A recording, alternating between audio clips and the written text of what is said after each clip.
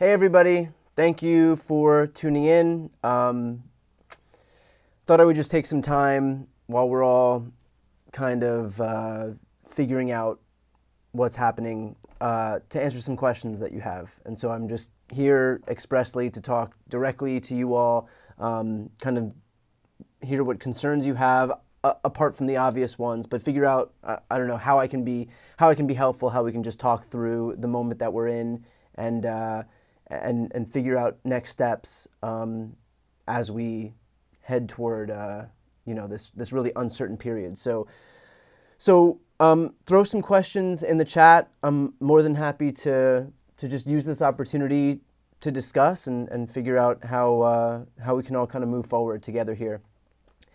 Streaming on two platforms right now. Well, a couple platforms, but particular hello to folks over on Twitch. I do think it's important that Democrats expand their footprint on other platforms, meet people where they are. Excited to be on Twitch now, and of course on YouTube and Facebook as well. But let's use this opportunity, like I said, to answer some questions. So if you have them, please throw them in the chat, and I will do my best to answer as many as I possibly can. Any chance that the House will be Democratic? When will we know? There is a chance. We'll know as they continue to count votes, probably within the coming 2 days, 1 day, 3 days. It depends how close these races remain and whether the margin that a certain candidate has still exceeds the amount of remaining votes. So California counts votes up to weeks out. So we may not know California's 41st congressional district, for example, where Will Rollins is going against Ken Calvert, for several days. It completely depends on what the margins are and how many votes remain. So I don't have a straight answer for you on that one, but the House remains a narrow but possible path where Democrats can hold the majority.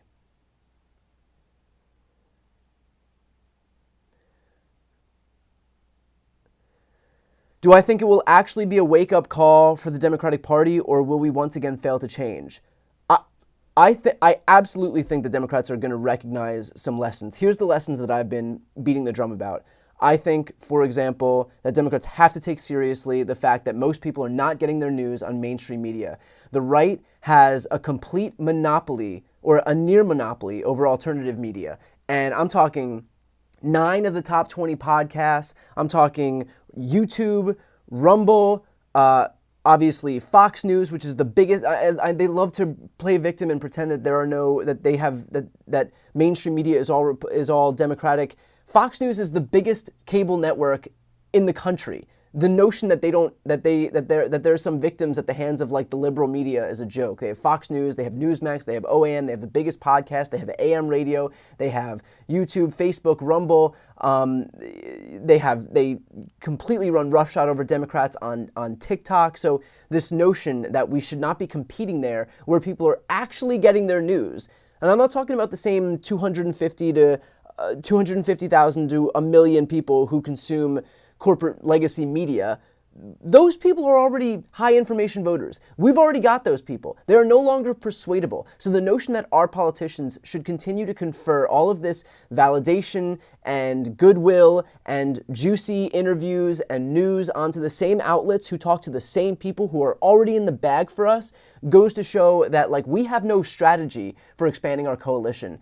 And so I plan to use this opportunity where people are looking to do an autopsy on the Democratic Party and figure out what we can fix moving forward, and to beat this drum over the fact that people are not getting their news from mainstream media anymore. They are getting their news from alternative media outlets, and that we have to invest in those alternative media outlets year-round. That doesn't mean that Kamala Harris, and this is not a knock on her, because she had 2 months to stand up a campaign and run for president. This is a knock on the left more broadly, that thinks that all you have to do is find some Democrat-friendly podcast somewhere with a probably left-leaning host and do one appearance, and then boom, we've got their audience. We don't.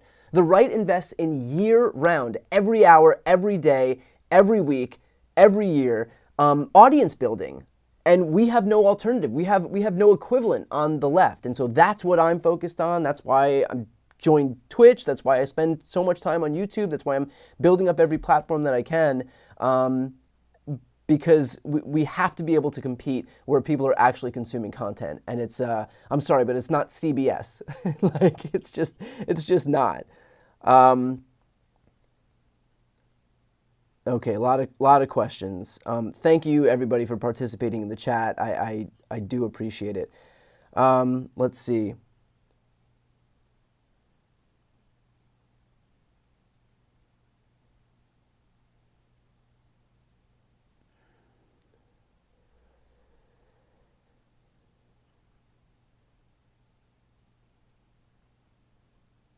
How can Project 2025 be stopped is one question that I'm getting. We're going to work on that aspect of everything in a beat. We'll figure out the most effective way to wage what resistance we can, where we can, and if we can.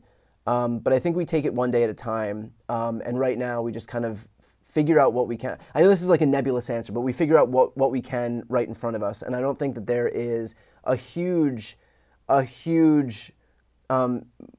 there's not a ton of urgency at like today, November 7th, to figure out how to stop Trump before he's come in. We will have, I promise you, like, the sad reality is that we'll have time for that.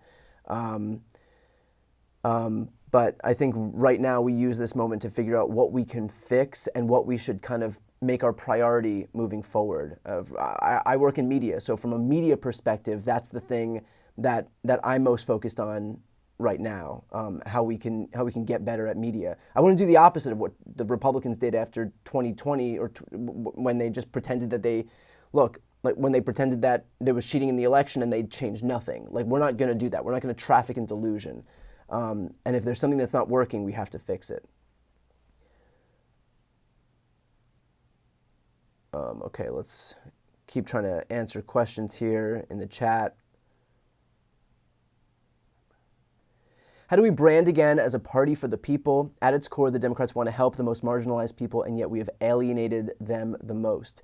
It's the right question, and that's why I'm so focused on the media, because the reality is that when you look at which party has a more populist agenda, you have the Democrats that just passed, allowed the government to negotiate lower drug prices, that just capped the cost of healthcare at $2,000, that effectuated immediate refunds for airline cancellations, that capped insulin and inhalers at $35 a month, that banned junk fees at banks. So these little things that actually make an impact in people's lives, like, there are a ton of those kind of things that the Democrats do. And yet, when Republicans are in office, Donald Trump ran as a populist in 2016. He used all of his political capital not to make anything better for the middle class, not to bring manufacturing jobs home, not to, like, have some boom in clean energy, not to, like, help the economy. They used all their political capital to pass a tax cut for millionaires and billionaires. 83% of the benefits were conferred to the wealthiest Americans in this country. And yet, when you ask anybody out there in America who has a stronger economic agenda, most of them are going to say Republicans. Because, again, they have an entire media apparatus that starts at 5 a.m. with Fox and Friends and goes until 11 p.m. with, like, Greg Gutfeld's Comedy Hour on Fox, and everything in between, from Ben Shapiro to Megyn Kelly to Dan Bongino to Tucker Carlson to Laura Ingraham and Judge Jeanine, like, everybody in the middle all day long peppering people over this idea that the Republicans are going to help you economically, that Donald Trump's that he presided over some period of great prosperity. Is there anything to back it up? No. But if you tell people the same thing over and over and over and manifest it into existence by sheer repetition, by searing it into everybody's cerebral cortexes, I think that eventually people start to look back at the Trump administration with rose-colored glasses. And I think that's what's happening right now, where people actually think that a guy who presided over a presidential term where people were getting buried in mass graves in this country, and we had no toilet paper, and nurses were wearing garbage bags to work, and even though we had 5% of the world's population, we had 20% of the world's deaths for COVID, somehow that was some period of great prosperity. That goes to show how important the media is, that you can change an entire generation's worth of people their thinking into believing that Donald Trump presided over a strong economic period, when in fact he presided over a 2% contraction, 2.2% contraction in economic growth. Left office with a 6.5% unemployment rate, which is double what it is right now.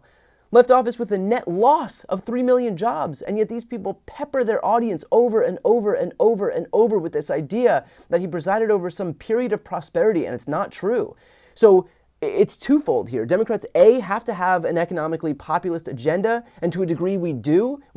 Is there more to do? Absolutely. But at the same time, it's not going to matter what you do if you're not able to effectively message that to people.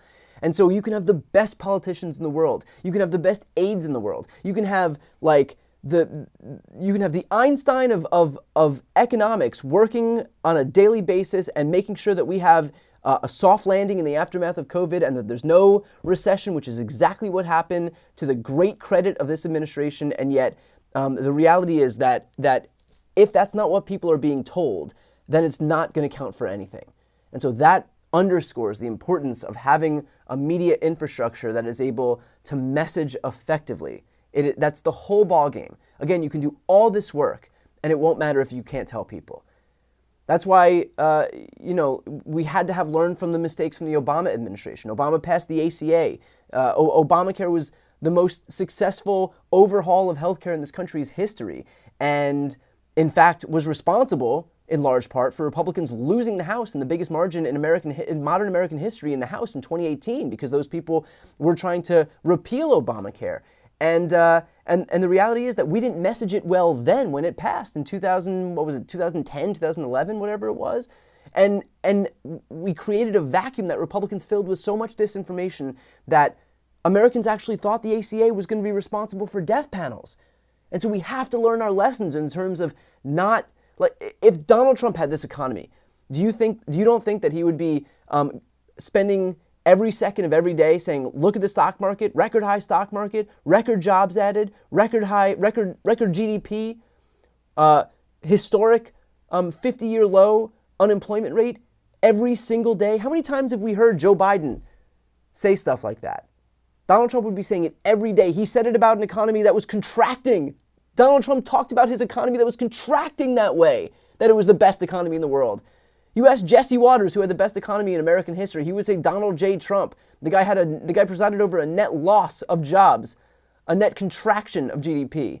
Still, they would say that it was the best economy in the world. Democrats have to get better at selling their successes, and we have to get better at building up a progressive media ecosystem that's going to do it. Again, all of the great policy in the world isn't going to count for anything if you cannot sell it.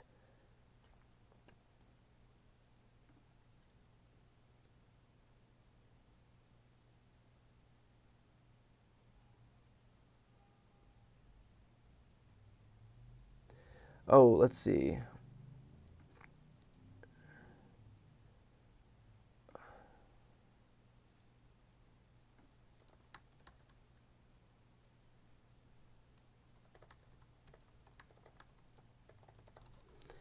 Let's answer some more questions here. Can Donald Trump be disqualified via the 14th Amendment because he's aided an insurrection? It's a good question. I'm going to be perfectly honest. I would not hang my hat on this. I just wouldn't. Look, nobody wants to see it more than me. I can promise you, coming from the perspective of somebody who has spent his entire life, dedicated his entire life to making sure that Donald Trump does not take power, I would not hang my hat on this.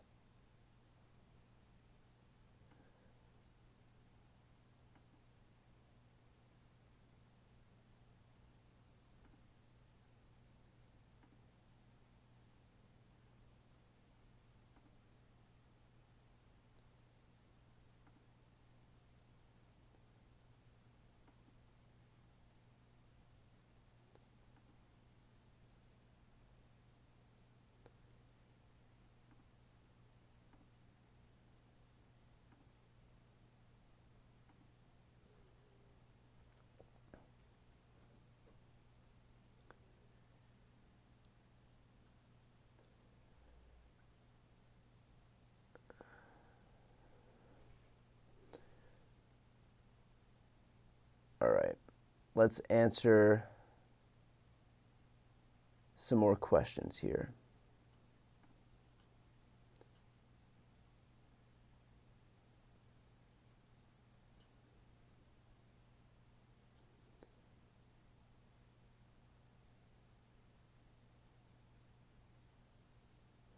Do I think that Joe Biden will be investigated by Trump after he leaves office? I know it's a common threat, but would he actually go through with it? To be perfectly honest, I don't. And the reason is I don't think he actually cares about any of the things that he says. So when Donald Trump says that Joe Biden should be investigated, I don't think he's doing it because of some firmly held principle that he thinks Joe Biden is responsible for some criminal behavior. He just says it because he thinks it's the right thing to say in the moment. He's like a goldfish. Like, Donald Trump exists in the moment of time that he exists in. And after that, he doesn't care. So he's not doing something because it's like something that he actually believes in. He doesn't really have any basis for investigating Joe Biden. There was never any basis for investigating Joe Biden. He just says things that he thinks people are going to clap at. Like, it's just instant gratification for him. So now that he's won, I don't think he has any need for doing it. Everything that he does is transactional. It is a vehicle for him to get to the next thing. He, again, doesn't do something because it's some long-held principle for him. He just does it because he thinks in the moment this is what's going to help him immediately. And the second he gets what he needs, his priorities change. So I don't think that he's going to. Be focused on that.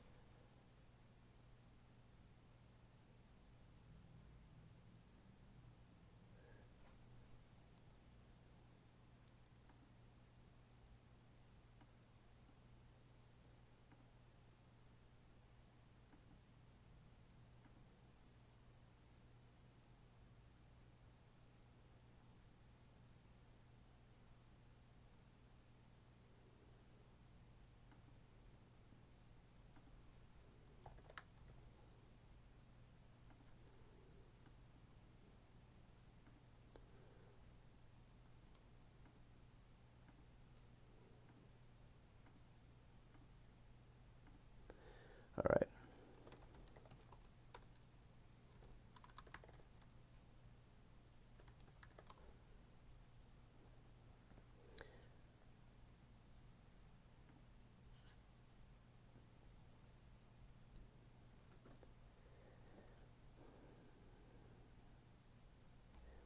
Here's a good question. Will we see the Democrats move rightward like after Reagan, or see this as a call for leftist populism rejecting the embrace of centrist Republicans? That's a good question. I don't know. I don't know the answer. That's to be determined. I'm more okay. Let me answer it this way. I think I would just be more focused less on labels, because I think that actually this can transcend labels, but I do think that there needs to be a stronger focus on economic populism, workers' rights, and making sure that people know it. So it's two-pronged. And this, I mean, I feel like I'm saying the same thing multiple times and in different ways, but I do think that we have to recognize the fact that while a lot of people in the Democratic Party are privileged enough to be able to say, climate change is my number one issue, threats to democracy are my number one issue. And for a lot of people, for tens of millions of people, that's true. But in terms of the margins, in terms of those people that we lost, look, a lot of people in this country can't afford, I think, 40% of Americans can't afford a $400 emergency. So in this instance, where there was a period of high global inflation, and people would go to the grocery store and see that food costs more money, eggs cost more money, that is going to be a higher priority for them than, for example, they don't have the privilege of being able to say my number one issue is climate change. And the reality is that for low information voters, and I don't mean that as a pejorative, I just mean that people who aren't paying attention to politics on a daily basis, for low information voters, they're going to do what people all around the world did, and that is reject the parties in charge. There wasn't a single party in power in an industrialized nation that gained seats this cycle. Everybody lost seats or lost power outright. Emmanuel Macron nearly lost to Marine Le Pen, far-right candidate whose father was like an avowed neo-Nazi.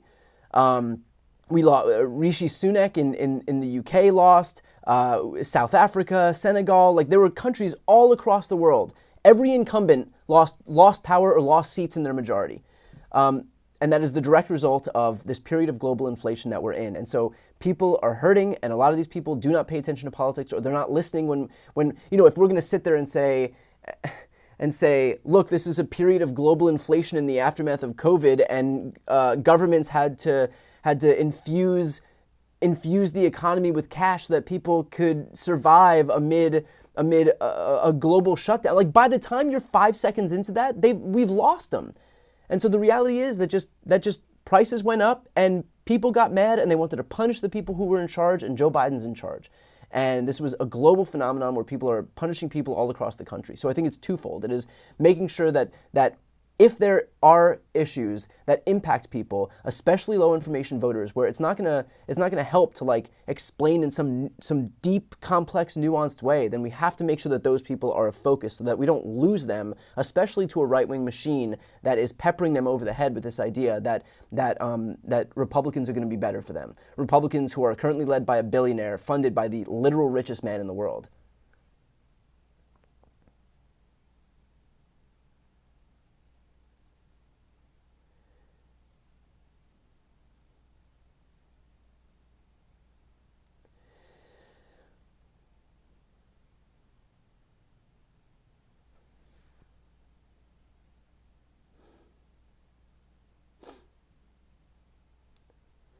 When is the Democratic Party going to accept that they have to speak out about corporate lobbying, even if it hurts the funding? The Democrats are losing because they're unwilling to talk about the problems with corporate influence. They've pushed out Bernie because he was too outspoken, and the DNC donors didn't want to lose funding because Bernie was talking about the problems with corporate lobbying and political corruption.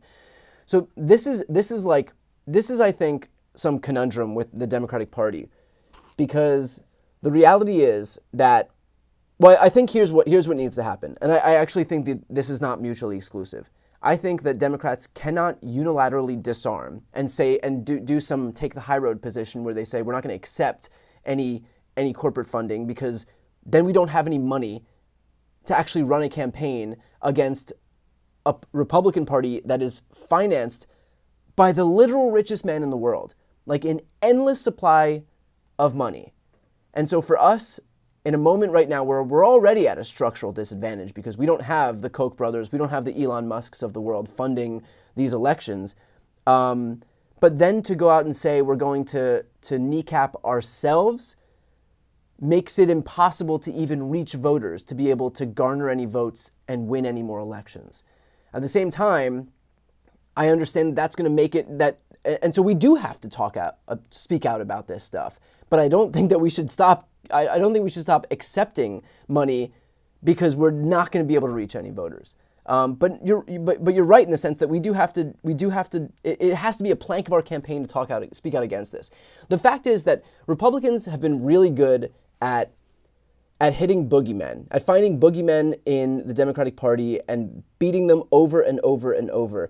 And the boogeymen for Democrats should absolutely be, with a platform, by the way, that is pro-union, pro-workers' rights, pro-raising the minimum wage. Our platform should be vilifying billionaires, vilifying corporate CEOs, vilifying the food manufacturers that spent all of COVID and the period after COVID raking in record profits because they wanted to raise their prices under the pretense of an inflationary period and instead just got rich doing it. Those people should be our villains in the Democratic Party. And for some reason, we let them skate by, get off scot-free, and we don't vilify those people. And those people are directly responsible for Americans hurting for so long. And by the way, the Republicans are happy to have them do it because when there's high food prices, Republicans say, oh, that's Joe Biden's fault.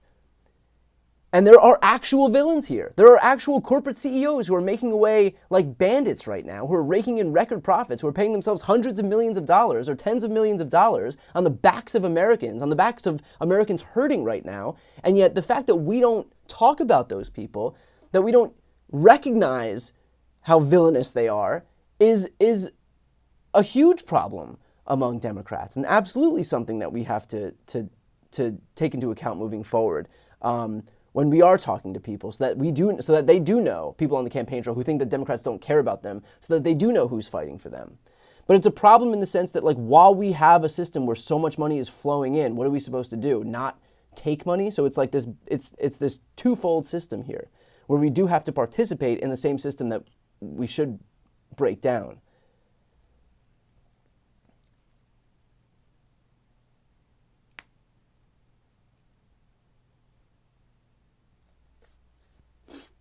How likely is it that Trump uses the military on U.S. soil? I don't know. I don't know the answer to that question. I mean, like, I could venture a guess, but I think we'll get to a point where we'll just kind of cross that bridge when we get to it, and it's not worth me saying no when it's certainly a possibility that he could do it, but it's also not worth me saying yes and scaring everybody into something that hasn't happened, and we have plenty to worry about right now without me concocting things out of whole cloth at the moment. So, we'll get to that point, but we'll get to that point, and if it happens, we'll figure out how to deal with it at the time.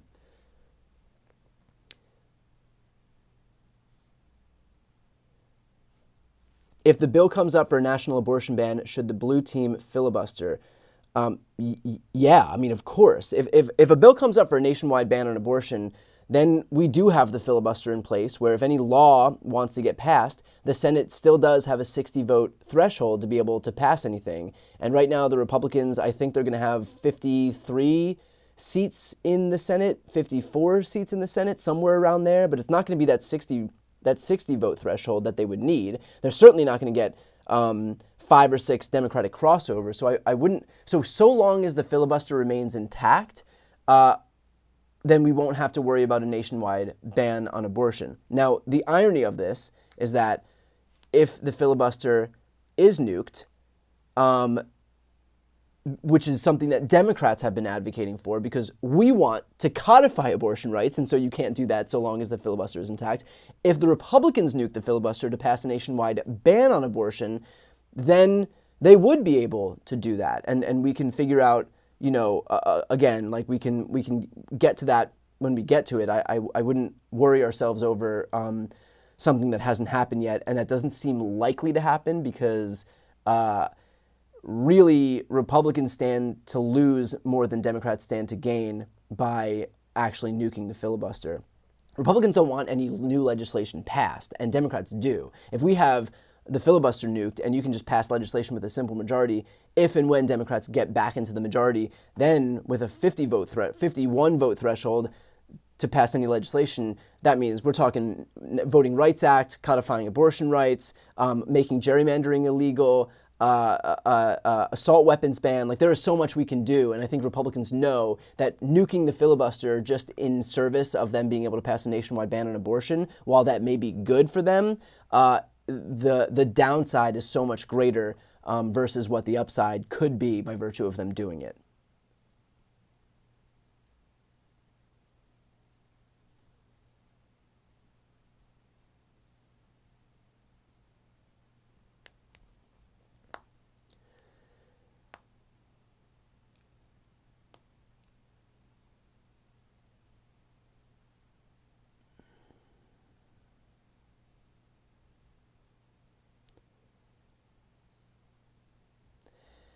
I've had a few friends ask if I think part of the reason Trump won is because the country isn't ready to elect a female president. Do you think that's enough of an issue to have really mattered? I would hope not, but honestly, I don't know. I think it probably doesn't help because we do live in a misogynistic country. We do live in a racist country. We do like there are bigoted people in this country, and I don't think that there's a world in which I don't think there's a world in which it helps, but I don't think that's why. Again, I would really point everybody toward recognizing what the global environment right now looked like and reiterating that there isn't a single party in power across the world that has gained if they were in power during the period of inflation. Every government in power has been punished by virtue of costs going up and a period of high inflation. Every government on the planet. We weren't immune to that. The fact that we kept it relatively close, I guess, is some small silver lining. But look, if you had asked me in 2007 whether I thought a black man could get elected, I would have said no.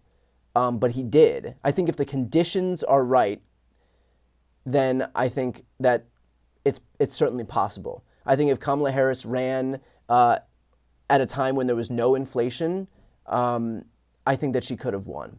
But I think that even if we had the best candidate right now, even if Joe Biden had won the 2020 election and immediately announced that he was going to step aside and be a transitional candidate and make way for the next Democrat, and we could have a true primary process where Democrats fought it out, voted, picked whoever we thought was the best person, and they spent the last 2 years having consolidated support among the electorate, being the consensus choice, and running against Donald Trump. Even if we had the full 4 years to do that, if Joe Biden stepped aside immediately after he won, I think that given the inflationary period that we've endured, I don't think it would have mattered. That's my honest opinion. I don't think it would have been possible for any Democrat to win in this environment. I think that the party in power was going to be punished. It certainly doesn't help that we have that we're contending with a right-wing media apparatus that just exists to lie with no oversight, and we have no answer for it. Certainly doesn't help, but we can't. I don't think that it's that we did something wrong so much as that we were the victim of the moment that we're in right now. What last-minute stuff can Biden impart to help anything long-term after January? It's a good question. I think right now it's incumbent upon Democrats to make sure that Ukraine gets aid, that Biden, if there's any pending projects where fossil fuel companies are waiting for sign-off from the federal government, that we deny them, that if there's any projects that require sign-off from the federal government that will promote clean energy, that we sign them, that we I don't know if there's any pending contracts right now to buy up EVs or something in for the USPS, but buy them, pay for them, and get them delivered. Use this moment right now to do stuff that we can't do. Block any fossil fuel expansion, usher in EVs, and the irony of all of this is that within the next couple of years, all of the benefits of the Inflation Reduction Act and the CHIPS Act are going to really show in this economy, and Trump is going to be able to take credit for it. In 2025 and 2026, when we continue to bolster clean energy manufacturing and reshore jobs back to the U.S. and build upon the 800,000 manufacturing jobs that we've already added over the last couple of years, Donald Trump's going to be in office, and he will absolutely take credit for it, the same way that Republicans have so shamelessly taken credit for all of the infrastructure projects that they themselves voted against. And so if ever we needed an ecosystem that was capable of promoting the wins and making sure people recognize why those wins are there, it is right now, because Democrats have yet again set Republicans up for major wins by leaving them an economy that's been rescued after a Republican recession. And that's happened 3 times now. Bush Sr., Bush Jr., and Trump all left the economy in shambles, and their Democratic predecessors fixed it. And that happens every time. There's not been a single Republican administration since I've been alive that's created more jobs, had a stronger economy, or a lower unemployment rate than their Democratic predecessors. Ever. Since I've been alive, that has been the case. And yet these Republicans come in after months and months and months and months of sustained growth and basically just take full credit for it, like Trump did after inheriting the Obama economy. And now Trump is going to inherit the Biden economy, which is the strongest in the world, and beat his chest over how great of a leader he is. And Republicans will back him up.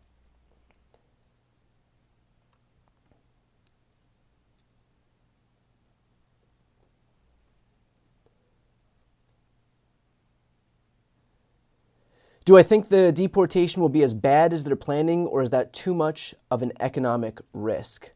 I would probably, if I had to guess, gun to my head, I would say the former. I would say that they would be more inclined to deport versus recognizing the economic advantages conferred to the U.S. economy by virtue of having immigrants here, who, by the way, pay billions of dollars into the system and get no benefits back. Billions paid into the system, they don't get anything back through ITNs, through their it's not a social security number, it's an ITN. But I think that, the people that Trump has surrounded himself with and the campaign that he ran was so deeply steeped in anti-immigrant sentiment that I think that they just view this as a mandate to enact this plan. That's the honest truth from in terms of what I think. I received an email from Pennsylvania about ballot curing tomorrow. I live in New Jersey and I don't mind going, but why bother if we've already lost? I believe that they're still counting ballots. The AP has called the race in Bob Casey's race, but that's just the AP.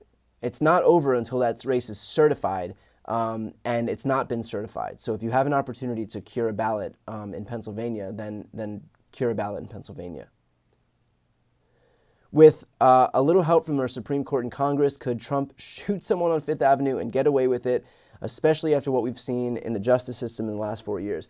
The Supreme Court has given the president carte blanche to commit any act with impunity so long as it's under the umbrella of an official act. So Trump can't just commit crimes, but he can commit crimes so long as it's with this pretense that he's doing it as an official act. Now, what they would consider an official act, I'm sure there's a lot of latitude. While I know that changing the Constitution is nearly impossible, I still worry that Trump will find a way to run a third time. Should I park this worry? Yes, I think for right now we have plenty to worry about without concocting like blatantly unconstitutional schemes. I'm sure this conversation will come up later, but we actually have a little bit of time before we have to worry about that. There's other things we can worry about in the meantime, but that is nakedly unconstitutional. Do I think Trump will actually leave NATO and cut aid to Ukraine? My honest opinion, do I think he will?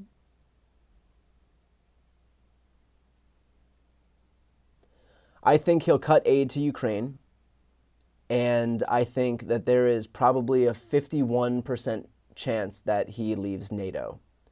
Again, like, I don't know that it's necessarily helpful to do this kind of conjecture, because there's going to be things to actually worry about when he does it, or if he does it. But to answer your question, like honestly, yeah, I do think there is a possibility that I think there's a better than even possibility that he will cut aid to Ukraine, and I think there's a better than even possibility that he leaves NATO.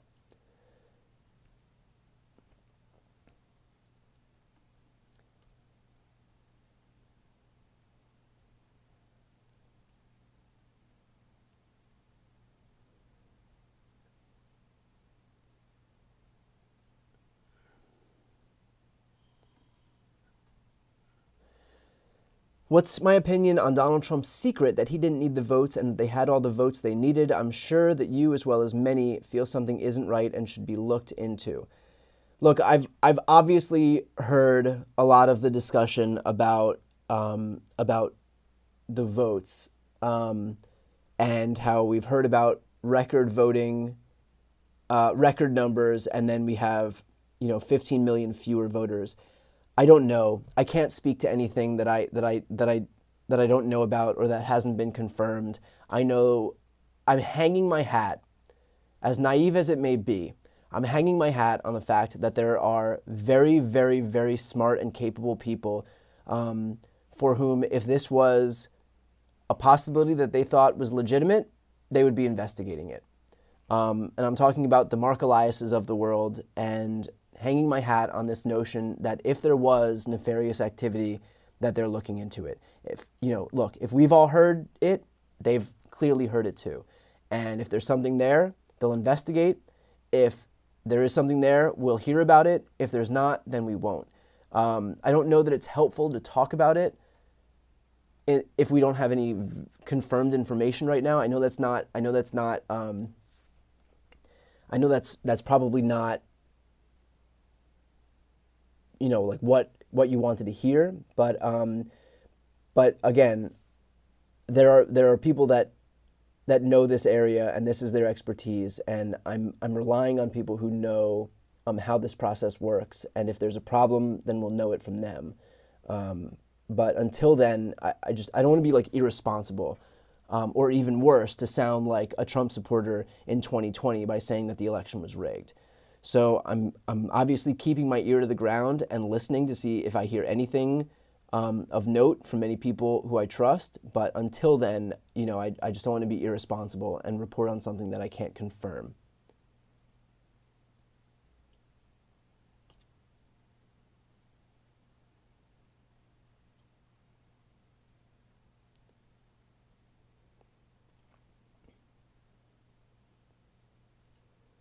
Do I think the ground game of making phone calls and knocking on doors still has importance, or should state parties focus on media outreach? Absolutely, ground game matters.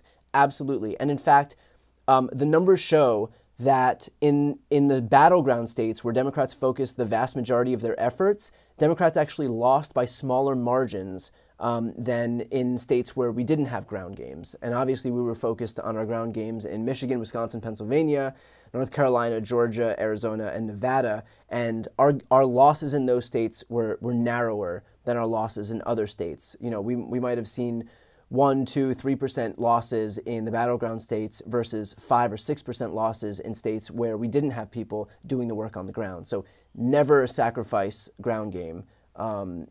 It's got to be an and approach, not an either or. It's got to be focus on media, invest in long-term left of center progressive media, but also invest in ground game.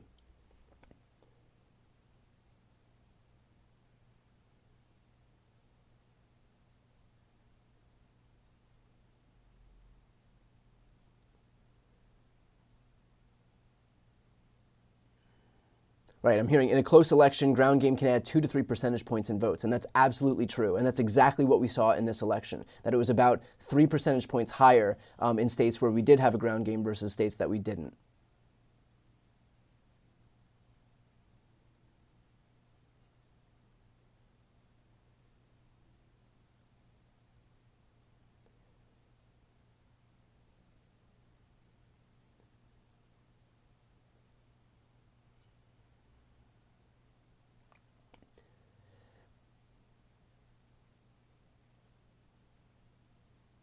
Do I think that Vance will end up as president, as in finish Trump's term?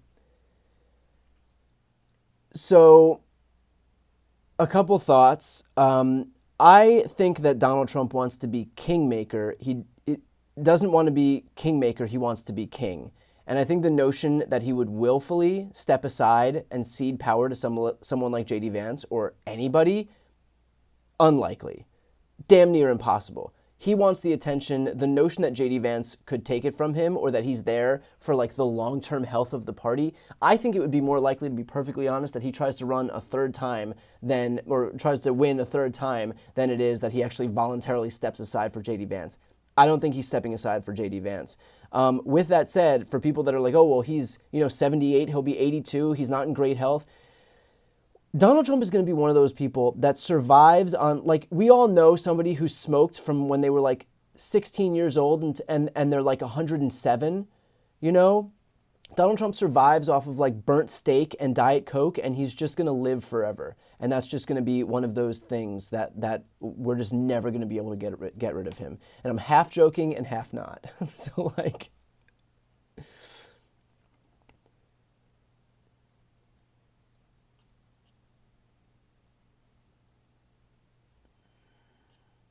Do I think that Donald Trump would try to use his deportation powers to target all minorities? No, I don't. I think he will encounter enough problems trying to figure out legal avenues, especially amid the inevitable resistance he'll get. Legal avenues to try and deport the people who he's focused on deporting. The notion that he's just going to try and deport like Americans or legal residents because they're black or brown, it's not going to happen. It's not going to happen. Am I optimistic that the left will build a bigger media ecosystem? Have there been any early plans for this so far? I am optimistic that the left will build a bigger media ecosystem. I am damn near certain that the left has learned its lesson as certain as one could be while dealing with Democrats, which I recognize leaves a little bit of room for error there. But I think Democrats recognize that conferring all of our goodwill and focus and validation onto mainstream media outlets where so few people are watching, and the few people who are watching are already guaranteed voters, and there are basically no persuadable voters in that universe. I think they finally recognize that focusing all their attention there, while the right has the Theo Vons and the Shane Gillises and the Joe Rogans, Tucker Carlson, Ben Shapiro's, InfoWars, Daily Wire, Fox News, OAN, Newsmax, the list goes on and on. Democrats have to realize that we are getting killed when it comes to information distribution systems, our messaging distribution system. And look, it's pretty clear that we live in a different kind of economy, in a creator economy, and the way that you saw Kamala Harris in the few short weeks that she was able to run her campaign focus to the detriment of mainstream media on these popular podcasts, Call Her Daddy, All the Smoke, shows like that. I think if a presidential campaign recognizes it, in just those few short weeks, everybody recognizes it. That's where it's at. That's where the voters are. That's where people who are looking to be persuaded are. That's where the numbers are.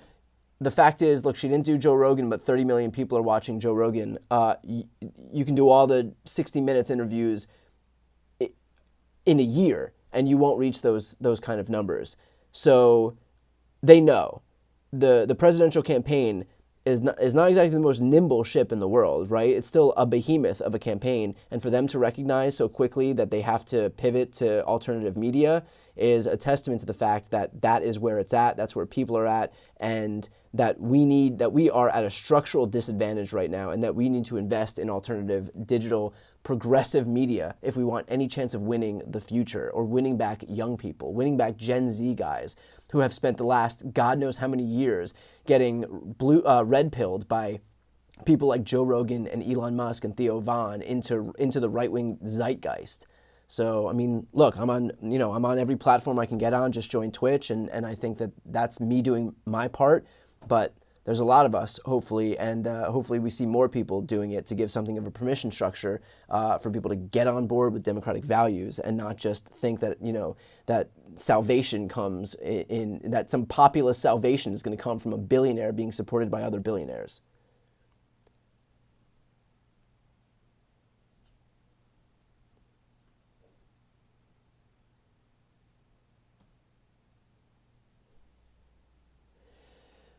Okay, so I have a question about Missouri. They vote for all those amendments and laws, wages, and still vote for the Republicans who are against it.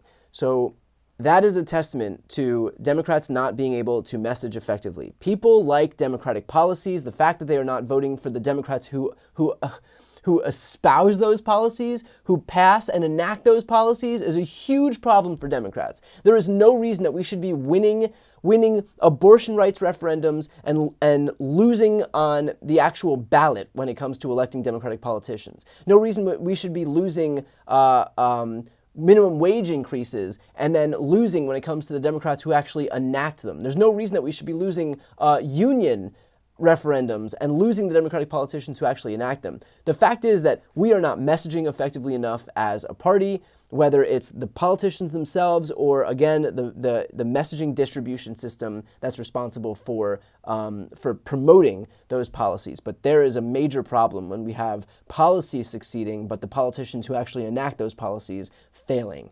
And I don't necessarily blame it on voters, although wouldn't be the first time that voters vote against their own interest and continue to elect Republicans in spite of the fact that those very Republicans are going to be the ones to block the very policies that those voters want. But the fact is that it's nobody else's responsibility but ours to make sure that we can message effectively. And if we are failing on that front, then we can't blame the voters for not knowing what they don't know. It's as simple as that. Can't blame people for not knowing what they don't know.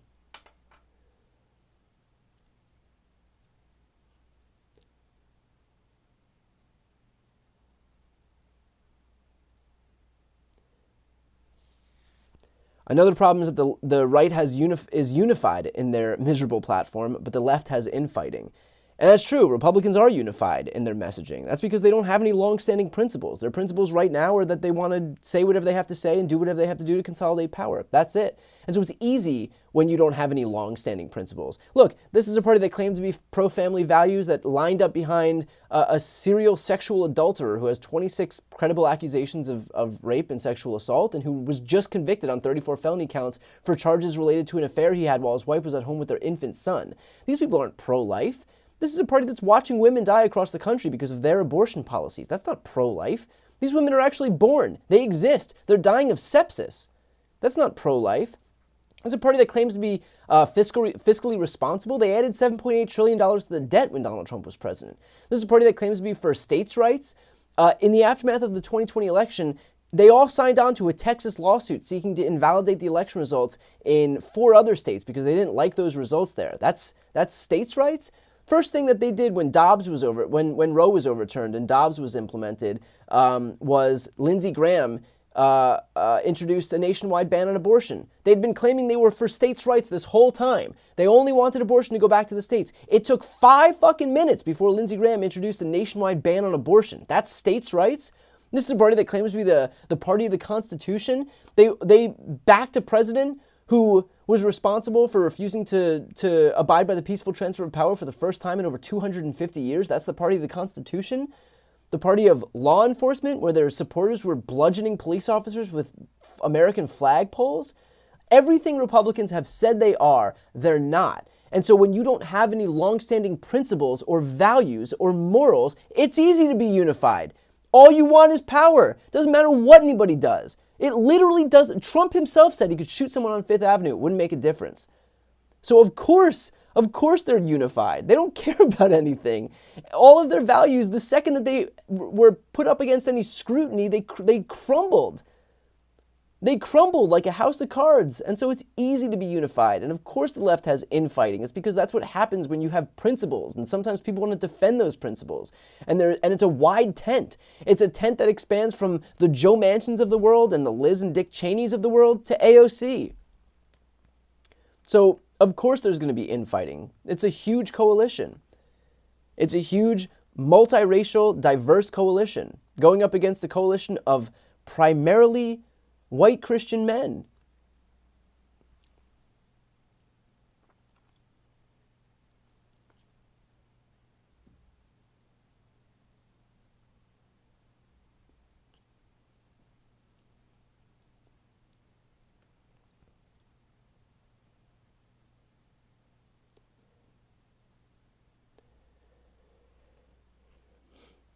Do I think that progressive and liberal media are focusing too much on being information-driven and lacking the entertainment to engage the regular, uninformed, not interested in politics folks? So that's a great question.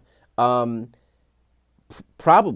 I mean, the reality is that we need people on the left that can do what the Joe Rogans of the world do on the right.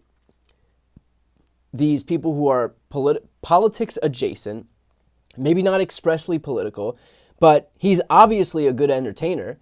Dave Portnoy is obviously a good entertainer. Theo Von is obviously a good entertainer. Hell, Tucker Carlson is obviously a good entertainer, and Donald Trump is obviously a good entertainer. And that draws people in. It gives a gateway to whatever their ideology is. And so of course we need that on the left. Of course it's incumbent to have good entertainers. I think that's probably one of the most important things. And so yeah, we have to find personalities and seed them on the left wherever they are, or like fund them or promote them, whatever it takes to like make sure that we can compete. But the reality is that the way that it's set up right now, we are at a huge disadvantage. But yes, I think it's completely incumbent on us to make sure that we have entertaining people who can draw people into the political process. Again, not necessarily politics first, maybe culture first, but then be able to you know, like spread awareness for our values once they're in the door.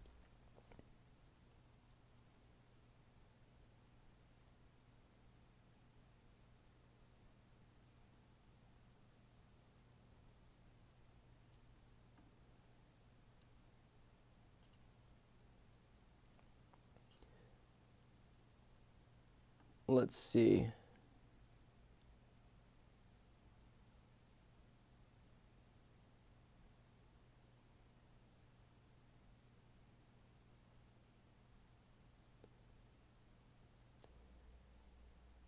Have I thought about doing longer form sit-down podcast interviews like those on the right? I actually, that's a great suggestion, and yeah, I have, and I think it's going to be incumbent on us to not feel like the only way to win in this economy is with like a 10-second soundbite or like a cute little 30-second TikTok, and think that that's going to like really inform people's ideologies. Joe Rogan does what, like 5 hours, like 3 hours a day? A lot of these right-wing podcasters talk for like 3, 4, 5 hours. That is who is shaping generations of Americans right now.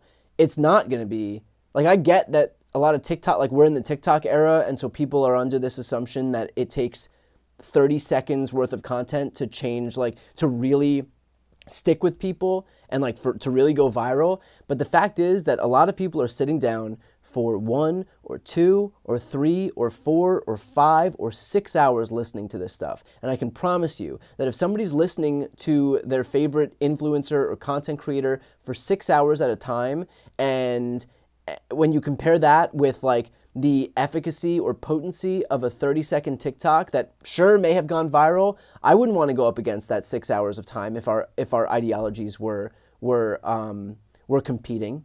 I wouldn't, and you can't. That's not how you win. So you have to do longer form stuff. It's exactly the right question though, that we do have to do longer form sit down interviews and give people like a deep dive, nuanced look in the format that they're interested in. And we know that there's interest in that format because Joe Rogan is doing it, and he's the most successful person on earth doing it right now. And so there's something to be said for the fact that if it's working, then we shouldn't pretend that it's not.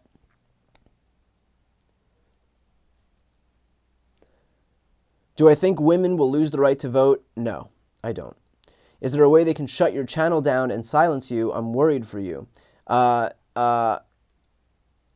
Google, Twitch, Facebook, like Meta, these are private companies. The government can't shut something down. The government can request that something be done, and the companies can decide whether to comply. But I'm not worried about that happening, to be honest. I have plenty to be worried about, but that's not among them at the moment.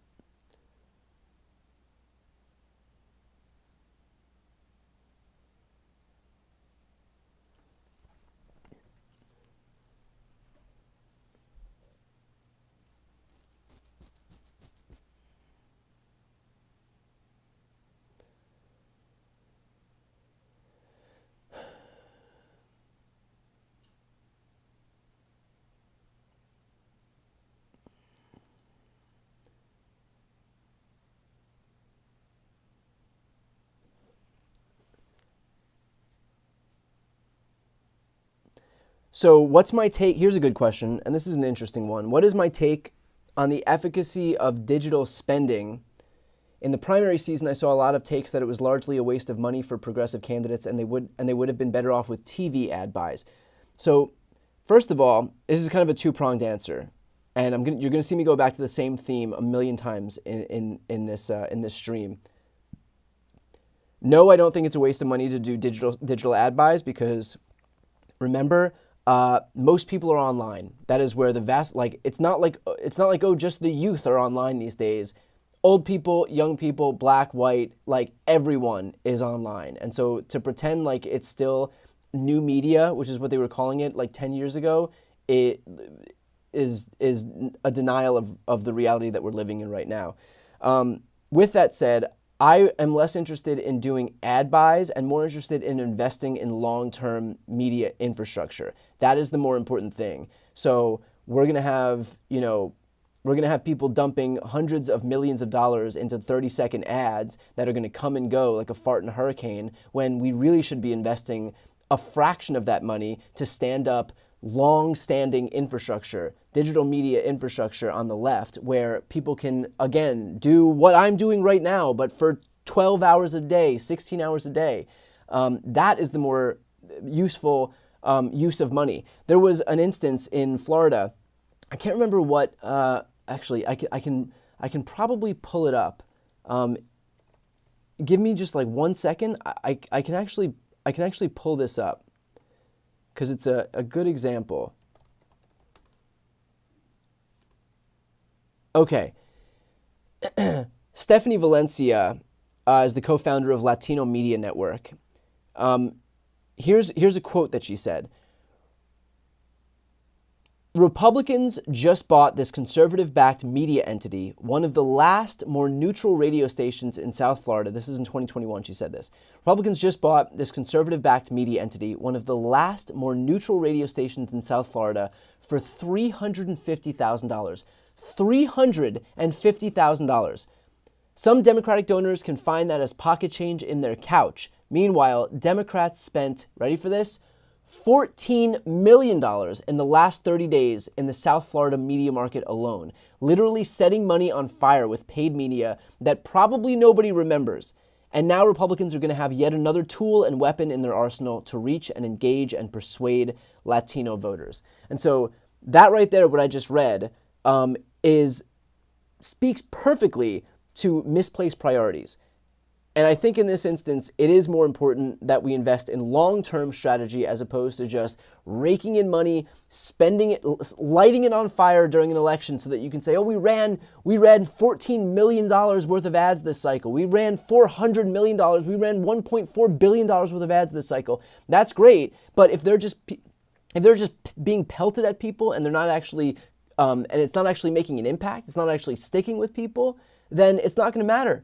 And so we need to look for long-term infrastructure as opposed to just throwing money at some problem because it's election season and we've got 2 weeks to go, and so more ads are just going to fix it.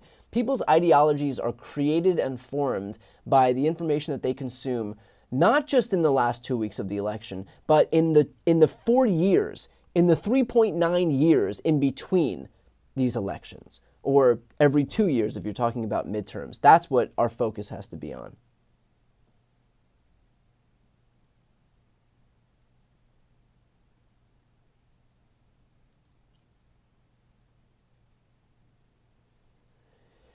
Can we just take a moment to talk about how Trump won Arizona, but Cary Lake is losing the Senate race? There are a few instances where we've learned that Trump can get away with stuff that even his Republican counterparts can't. And so there's a limit to what people are gonna accept when it comes to the crazy, and that limit is somewhere between Trump and Cary Lake. There probably isn't a lot of daylight between Trump and Cary Lake in reality, but Cary Lake just can't get away with the same things that Trump can, even if they're the same thing. And I think that in the same way that she's losing, and Mark Robinson, that there are certain people for whom voters are a lot less forgiving, and in some instances, people are just fans of Trump. That's it. It's I obviously don't see the allure, but I understand it I understand that it's happening among his base.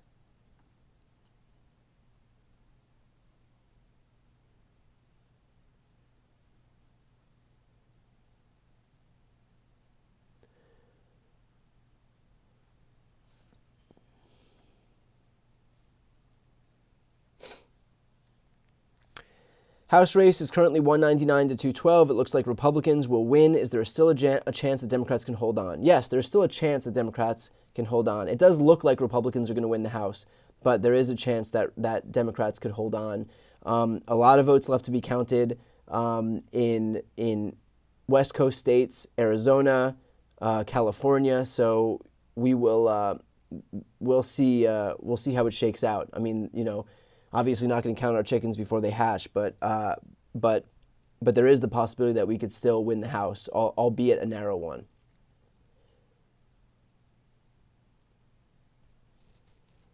And by the way, let me know if this is helpful. I mean, I'm trying to practice what I preach. Like we've just spent a good deal of time talking about about doing longer form conversations with people as opposed to just relying on some 30-second TikTok video and hoping that that's going to persuade people or inform their worldview.